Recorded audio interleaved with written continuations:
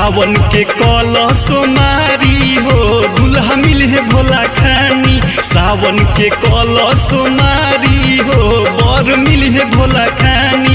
शंकर जी खानी हो शंकर जी खानी हो शंकर जी खानी। शंकर जी खानी भोले शंकर जी खानी हो शंकर जी खानी। सावन के कलश मारी हो दुल्हा मिले भोला खानी। सावन के कलश मारी हो दुल्हा मिले भोला खानी।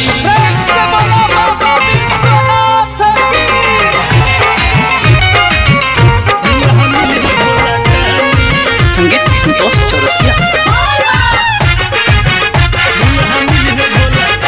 कुंवारी से भरल भोला के दुआरी तू ही पीछू आइल बारू चल गाड़ी। कुंवारी से भरल भोला के दुआरी तू ही पीछू आइल बारू चल गाड़ी।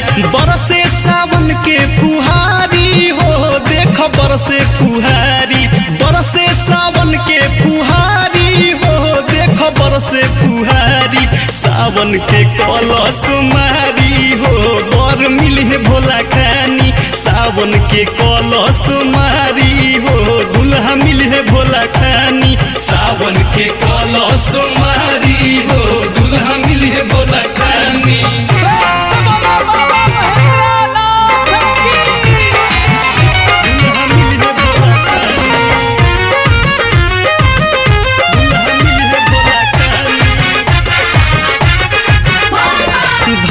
ध्यान मन में भक्ति जगावा भोले बाबा से तू अर्जी लगावा।